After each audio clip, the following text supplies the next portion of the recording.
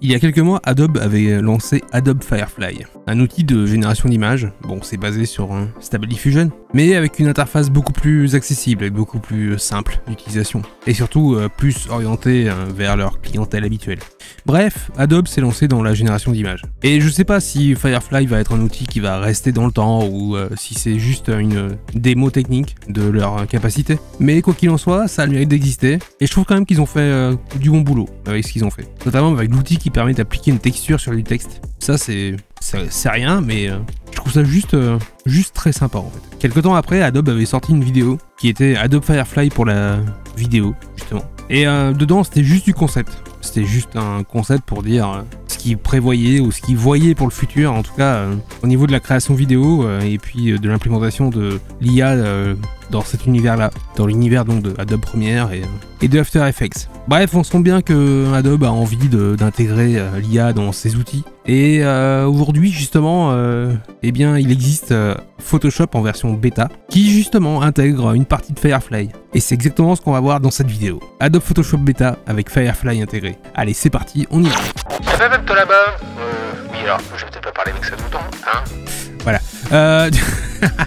Du coup, petite intervention rapide. Si vous regardez cette vidéo avant le lundi 29 mai, il y aura un live sur la chaîne de Flore du Web où elle va parler essentiellement de Adobe Firefly et donc des nouveautés dans Photoshop. Du coup, je pense que c'est intéressant, c'est en complément de cette vidéo, donc n'hésitez pas à aller voir. Et si tu regardes cette vidéo après le 29 mai, sache qu'il y a les rediffusions de ce live sur la chaîne de Flore du Web, donc tu as tous les détails dans la description, le lien vers sa chaîne, le lien vers les vidéos en question, etc. etc. N'hésite pas à aller voir après cette vidéo, évidemment, hein, pas avant, c'est important. Ah oui, et puis autre chose, si tu likes pas cette vidéo, tu t'abonnes pas à cette chaîne et puis à la chaîne de Flore du Web, et ben en fait tu n'auras pas accès au live. Voilà, c'est ouais, je sais, c'est comme ça. Non, c'est pas vrai, mais j'aimerais bien quand même que tu likes cette vidéo, ce serait cool parce que pour le référencement, tout ça, de ça. Merci, like cette vidéo, abonne-toi à la chaîne de Flore du Web et aussi, et viens voir ce live si on est avant le 29 mai, ou alors viens voir les vidéos de Flore du Web en complément de celle-ci. Allez, c'est parti, on repart sur la vidéo. Bienvenue dans Adobe Photoshop Beta. Donc déjà, pour installer la version bêta de Photoshop, déjà il vous faut un abonnement Creative Cloud, avec évidemment Photoshop inclus dedans. Une fois que vous avez votre abonnement, vous venez dans l'application Creative Cloud, et ici dans la partie catégorie, vous avez donc application bêta, voilà, et ici vous avez donc la ligne de Photoshop Beta, et il faudra cliquer donc sur installer pour installer Photoshop Beta. Sachant que ça peut très bien s'installer en parallèle de la version normale de Photoshop, donc vous n'avez pas à vous en faire, ça ne va pas créer de problème ou quoi que ce soit. C'est vraiment une application à part. Donc la grande nouveauté de Photoshop Beta, c'est le remplissage génératif en français, ou en anglais Generative Fill, et du coup je vais vous montrer vite fait comment ça marche. Et à quel point ça marche plutôt bien. Donc petite note là vite fait avant de poursuivre, tout ce qui est remplissage génératif, ça marche en tâche de fond avec Adobe Firefly, et il faut savoir que tout se fait dans le cloud. Vous n'avez pas besoin d'avoir une machine de compétition pour le faire, ça reste du Stable Diffusion, donc c'est un modèle par diffusion, et le modèle justement c'est un modèle propriétaire à Adobe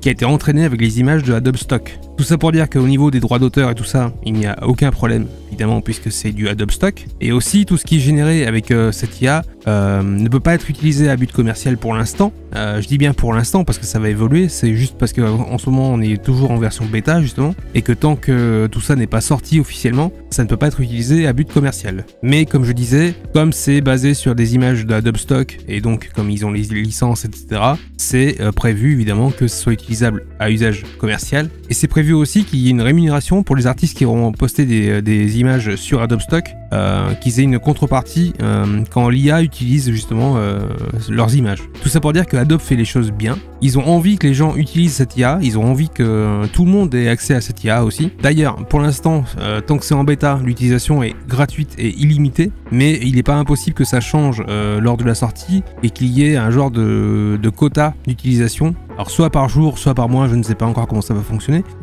mais il y aura un quota d'utilisation en tout cas, et Adobe a bien dit que au niveau de ce quota, ce ne sera pas un quota restrictif. Ils veulent vraiment, comme je disais, que tout le monde y ait accès et que tout le monde l'utilise. Voilà, je ferme la parenthèse, c'était pour les petites infos à côté. Donc maintenant on va voir comment ça marche. Alors il y a plusieurs cas d'usage avec ce remplissage génératif. Je vais pas y arriver à le dire en français, hein. J'ai envie de dire génératif fill depuis tout à l'heure. Je me bats pour dire remplissage génératif. C'est pas évident, hein. J'ai vu tellement de vidéos en anglais sur le sujet que du coup mon cerveau va absolument dire génératif fill. Bon bref, on va y arriver. Donc du coup, premier cas d'usage, surtout le plus pratique et le plus spectaculaire entre guillemets, j'ai envie de dire, c'est l'élargissement des photos. Alors évidemment là je suis pas parti d'une photo très évidente, mais bon, on va voir ce qu'on peut en faire déjà, et on va faire quelques tests avec cette image, et puis on changerai d'image juste après de toute façon. Donc c'est parti. Donc on va recadrer cette photo, on va l'élargir, on va dire comme ça, pourquoi pas, voilà. Et puis on va garder ça. Et puis maintenant ce qu'on veut remplacer c'est les bords blancs là. Donc on va sélectionner l'image comme ça en laissant une petite marge de chaque côté là, comme vous voyez. Si on laisse une petite marge comme ça dit en fait à l'IA de continuer l'image, voilà, tout simplement. Si on lui laisse pas de bord comme ça de l'image, l'IA va juste générer en fait une nouvelle image à côté. Donc là on laisse donc une petite bordure à l'image, et puis là on va intervertir la sélection. En gros là ce qui s'est passé c'est que du coup maintenant j'ai sélectionné les zones blanches avec une partie de la photo de chaque côté. Du coup on va cliquer sur remplissage génératif, et là ça me demande si je veux rentrer un prompt en fait, hein, tout simplement. En anglais par contre le prompt, mais là pour le coup je vais juste rien mettre. Je vais laisser l'IA se débrouiller. Et en fait, quand on met rien, c'est soit qu'on veut enlever quelque chose d'une photo, soit qu'on veut juste continuer les bords d'une photo comme là. Donc là, concrètement, en vrai, on peut dire que ce qu'on veut enlever, c'est les bords blancs. Donc du coup, je mets rien et puis je fais générer. Là, c'est en train de charger. Donc je rappelle, c'est à distance. Ça se passe pas du tout sur ma machine. Moi, ma machine, là, elle fait rien. Elle est au repos, elle est contente. D'ailleurs, tant mieux, parce que vu la chaleur qu'il fait dehors, c'est pas plus mal. Et du coup, voilà ce que ça me propose. Donc ça me propose une première version, mais ça me propose 3 alternatives à chaque fois. Donc les alternatives, on les a ici, dans propriété, dans l'onglet propriété, on a donc les 3 propositions. Mais ce qui est bien, c'est qu'elles restent dans le calque pour toujours. Voilà. C'est-à-dire que même si j'enregistre ce fichier PSD et que je donne ce fichier PSD à quelqu'un d'autre, et bien en fait les propositions alternatives restent présente en fait, et donc à tout moment on peut changer de version alternative. Alors là c'est pas très parlant parce que bon c'est toujours les mêmes lignes etc, mais c'est voilà, c'est juste pour dire que ces générations sont toujours dans le fichier quoi. Sachant qu'après pour faire le tri, si on veut, ici en cliquant sur les 3 petits points qu'il y a là, on peut supprimer une alternative. Évidemment on peut dire aussi à l'IA qu'elle a fait du bon boulot, du mauvais boulot, mais voilà, on peut surtout supprimer un résultat pour qu'il ne soit plus présent ici. Voilà, donc dans les propositions, donc on a celui-là, celui-là ou celui-là. Déjà on peut remarquer un truc, c'est que l'IA a compris donc, oui, que c'était des lignes blanches certes, mais surtout elle a gardé le flou de mouvement des lignes. Ça c'est assez incroyable je trouve. C'est assez incroyable que ça l'ait gardé comme ça. Et même dans les défauts de la route, en fait ça a reproduit les défauts de la route et ça a gardé aussi ce flou de mouvement. Par contre là par défaut c'est une grande photo. Ça c'est un petit défaut que je peux vous montrer directement. Mais c'est pas, en gros la photo de base elle fait 4000 pixels de hauteur là, et elle en faisait je crois 2 ou 3000 de largeur. Là actuellement elle en fait donc 5505 par 4000, et par contre évidemment si je zoome, voilà, si je viens par exemple ici là, on se rend compte assez rapidement que la génération de l'image n'est pas à la hauteur, on va dire, en termes de détail, n'est pas à la hauteur de la résolution de l'image de départ. C'est-à-dire que si j'enlève la génération, voilà, on se rend compte très rapidement de la différence de qualité entre les deux côtés là. Mais ça, attention, c'est juste parce que là pour le coup j'ai une image en 4000 pixels de haut et voilà, donc en 12 mégapixels en gros si on veut, et c'est juste pour ça que ça fait ça. Si on a des images plus petites, ou si c'est pour par exemple je sais pas, un fond d'écran 1920 par 1080 ou une miniature YouTube ou autre chose, bref, quelque chose de plus petit, il n'y aura pas ce problème là. Là c'est vraiment juste parce que mon image est immense de base et que l'IA en fait ne peut pas générer d'image aussi grande. Donc en fait c'est une image, on va dire agrandie, upscalée, qui a été collée à côté. Mais concrètement à taille normale, on voit absolument pas la différence, hein. Voilà. Bon, donc maintenant c'est bien, ça a donc élargi l'image, ça m'a proposé plusieurs alternatives, et maintenant je sais pas, j'ai envie que la voiture disparaisse. Donc pour que la voiture disparaisse, on prend l'outil lasso, et puis on va faire le tour de la voiture. Voilà, alors grossièrement, hein, c'est pas la peine de faire un truc précis, ultra proche. Évidemment, plus ça se rapproche de la voiture, enfin plus ça se rapproche du sujet qu'on veut enlever, et moins il y aura d'images générées à ce niveau-là. Donc c'est mieux en vrai, hein. Mais là, bon, là c'est pour l'essai, c'est pour la vidéo, donc du coup je le fais un peu à l'arrache. Et là, je vais cliquer sur remplissage génératif et je vais faire juste générer, sans rien. C'est comme ça, si je mets rien dans le prompt, en fait, l'IA va comprendre que je veux supprimer quelque chose de l'image et va donc me proposer, encore une fois, 3 propositions où il n'y aura plus la voiture. Je trouve ça juste incroyable. Ça marche vraiment trop bien. Et peu importe les propositions, ça marche. Alors évidemment, il y a des propositions qui marchent mieux que d'autres. Genre par exemple, pour moi, la première, elle est vraiment sympa. La deuxième est vraiment très bien aussi parce que ça respecte le petit côté sombre qu'il y a dans cette zone-là. La troisième un peu moins pour moi, mais bon, après ça c'est subjectif, hein. Chacun voit ce qu'il veut. Mais ouais, pour moi la deuxième fonctionne bien. Mais en tout cas voilà, ça a supprimé la voiture et ça a refait le sol, ça a refait les lignes. Je trouve ça vraiment fantastique de pouvoir supprimer comme ça un objet d'une image et puis que l'IA comprenne directement ce qu'on veut et ce qui se passe sans prompt, sans rien en plus, hein. C'est vraiment ça c'est vraiment un truc incroyable quoi. Et c'est surtout très simple d'accès. C'est pour ceux qui sont habitués à bosser avec Photoshop, ça prend genre 2 secondes et demie quoi. C'est ça le truc. C'est faisable à la main de supprimer la voiture, de refaire les lignes, etc. C'est faisable, hein, mais pas aussi rapidement. Hein. C'est clairement pas aussi rapide de le faire à la main quoi. Même pour l'élargissement de la photo, hein, c'est pareil. Hein. Bref, on va changer d'image, on va aller voir une autre. Allez, pour continuer, je vais prendre la photo de Robert. C'est comme ça qu'il s'appelle le monsieur apparemment.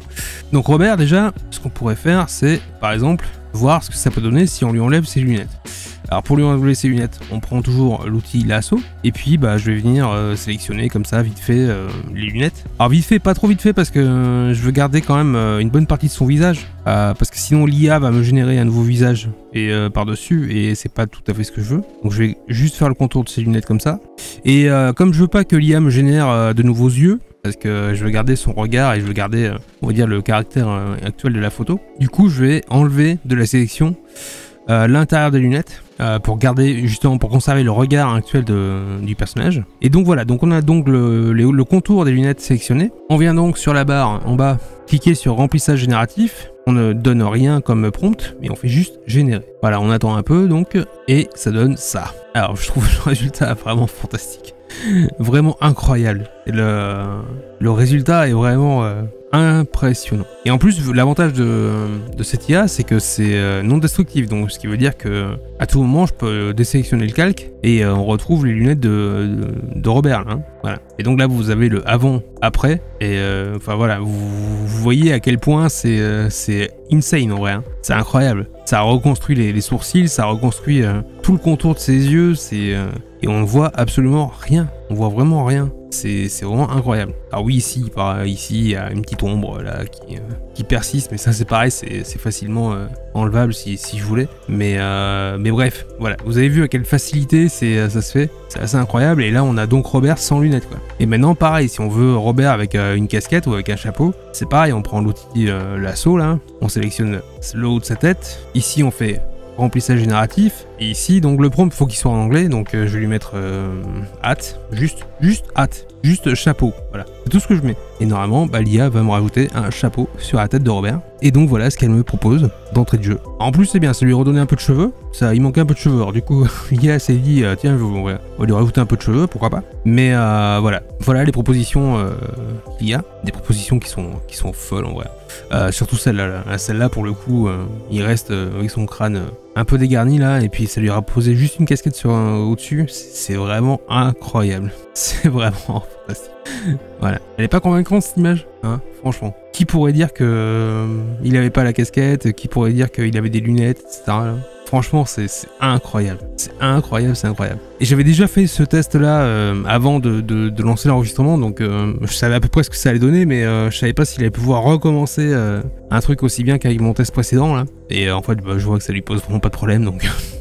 donc c'est vraiment incroyable. Et là, il faut savoir une chose, c'est que, comme je disais tout à l'heure, les calques préservent les variations qu'on veut. Voilà, on peut changer à tout moment les versions alternatives qu'on veut. Donc là, par exemple, pour les yeux, si on préfère cela, enfin, pour les lunettes, si on préfère cela, du coup, on peut les choisir même après coup. Et pareil pour le chapeau. Le chapeau, il reste, la casquette, elle reste dans le calque. Donc pareil, si à tout moment, on peut changer la version de la casquette. Tant qu'on n'a pas aplati l'image, en gros, ça reste modifiable, c'est quelque chose qui reste modifiable. Toujours pour rester dans l'IA, dans Photoshop, parce que ça fait quand même quelques temps qu'il y a de l'IA un peu dans Photoshop avec les filtres neuronaux, les neural filters, comme ils disent.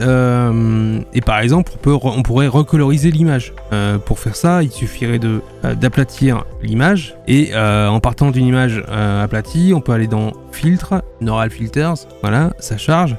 Et ici, on a plusieurs filtres qui sont à base d'IA en fait. Voilà, tous ces filtres-là, neural filter, c'est à base d'IA. Là, ce qui m'intéresse ici, c'est coloriser. Alors, si vous n'avez pas colorisé comme ça et que vous avez un petit nuage comme ça sur le devant, là, en fait, ça veut dire qu'il faut le télécharger d'abord. Voilà, il faut télécharger en gros le modèle. Et ça, ces modèles-là, ces IA-là, en fait, elles sont par contre exécutées sur votre machine. Voilà, c'est pour ça d'ailleurs qu'il faut les télécharger avant. C'est justement pour pouvoir l'exécuter sur la machine.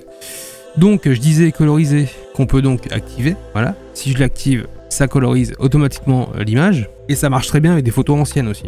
Bref, une fois qu'on a fait ça colorisé, on peut faire OK. Ça nous crée donc un calque colorisé. Et du coup, voilà. Du coup, avec l'IA, dans Photoshop, on peut faire très rapidement des actions qui permettent de modifier complètement une photo. Et là, par exemple, c'est pareil. On pourrait continuer. On pourrait, par exemple, lui dire d'élargir la photo. Pourquoi pas. Voilà. Puis alors là, j'exagère parce que je lui donne une bonne zone. Alors moi, je sélectionne d'abord la photo et puis j'intervertis. Mais si vous voulez, vous pouvez faire aussi la méthode de sélectionner les zones blanches. Vous sélectionnez une zone puis après l'autre. Voilà. Toujours en gardant un bord de la photo. Comme ça permet de pouvoir vraiment continuer l'image. Et l'IA va se servir de l'image centrale comme contexte pour pouvoir élargir la photo. Et donc on reclique sur remplissage génératif. J'allais encore dire génératif fill, mais voilà. Et on fait générer. On attend donc un petit peu. Alors c'est pas très long, hein, c'est quelques secondes, hein, c'est pas non plus catastrophique. Puis voilà, du coup ça propose donc une alternative. Donc il y a 3 alternatives en tout, comme je disais. Donc on peut regarder, on prend celle qui nous plaît le plus, celle qui correspond le plus à ce qu'on attendait, en fait, à ce qu'on voulait. Mais voilà, donc du coup en quelques secondes, ça m'a permis de lui enlever ses lunettes, de lui mettre une casquette, d'élargir la photo, de la recoloriser aussi. Voilà, et ça en quelques secondes, donc c'est plutôt cool. Je vous ai montré tout à l'heure qu'on pouvait enlever des lunettes d'un portrait, mais on peut très bien aussi enlever des gens qui sont sur une photo, genre par exemple la demoiselle qui est ici, elle est gentille, hein, mais elle gâche un peu le paysage. Du coup, on peut revenir sur l'outil lasso, faire une sélection rapide du sujet d'une photo. Donc du coup, une fois qu'on a sélectionné ce qu'on veut enlever, le plus important c'est d'avoir donc un bord avec ce qu'on veut en fond, enfin ce qui doit être en fond. Donc par exemple la montagne ici doit faire partie de la sélection en fait. Donc encore une fois pareil, on fait générer sans prompt. Et du coup voilà, waouh, le résultat est vraiment incroyable. Le temps qu'on passerait à faire ça, sinon pour refaire la montagne derrière en fond là et tout. Et donc du coup maintenant on a presque une photo de ce magnifique paysage. Alors, évidemment pour que ce soit une bonne photo de paysage, il faudrait qu'elle soit plus large que haute. Bon, ça c'est pas un problème, maintenant on sait faire, hein. On fait comme ça là. On prend la sélection carré, on sélectionne un côté et puis l'autre. Voilà, maintenant on sait faire. Je vais même lui donner un peu plus de marge. Voilà, ici. L'autre côté, c'est bon, ça ira. Et puis voilà, puis on fait générer. Puis en vrai, on se pose même plus de questions. Hein. On sait que ça va le faire, donc. Non, enfin, je sais pas si ça va vraiment le faire, mais je trouve ça juste incroyable qu'en 2 secondes, on puisse avoir un résultat aussi incroyable. Je sais pas combien de fois j'ai dit incroyable dans cette vidéo, mais c'est encore une fois incroyable. Et puis alors du coup donc on a donc des alternatives et on peut très bien choisir le type de montagne qu'on veut, le type de décor qu'on veut. On a enlevé une personne qui était sur la photo qu'on voulait pas et on a donc fait d'une photo en portrait, on l'a transformé en mode paysage et ça on pourrait très bien en faire un fond d'écran ou autre quoi. Voilà, je pense que j'en ai assez dit sur Photoshop Beta. J'espère que cette vidéo vous aura plu. C'est vraiment un outil extraordinaire, c'est vraiment un outil magique pour le coup, surtout intégré à Photoshop comme ça. Alors suivant quand est-ce que vous regardez cette vidéo, Flore du web aura fait ou va faire un live sur Photoshop Beta que je vous conseille de regarder. Donc si vous regardez cette vidéo avant la date du live, du coup je vous conseille de le regarder, et si vous regardez ça après le live, et bien du coup je vous aurais mis en lien la playlist en fait qui reprend les parties de son live sur Photoshop Beta où elle en parle aussi et du coup voilà, c'est intéressant. De toute façon vous avez tous les liens en description comme d'habitude, dont le lien de sa chaîne et le lien donc du live ou des vidéos correspondantes à Photoshop Beta sur sa chaîne. Allez, merci en tout cas d'avoir regardé cette vidéo, n'oubliez pas de la liker et de vous abonner à la chaîne aussi si c'est pas fait, parce que plus cette chaîne grandira et plus elle sera connue et donc plus on sera de fous et plus ça sera mieux et mieux ça sera, etc., etc. Bref, on a compris. Et en tout cas merci beaucoup, on a dépassé les 500 abonnés là et c'est vraiment plutôt cool et j'ai envie que cette chaîne grandisse encore et donc voilà, donc abonnez-vous, merci et à très bientôt pour de nouvelles aventures, ciao.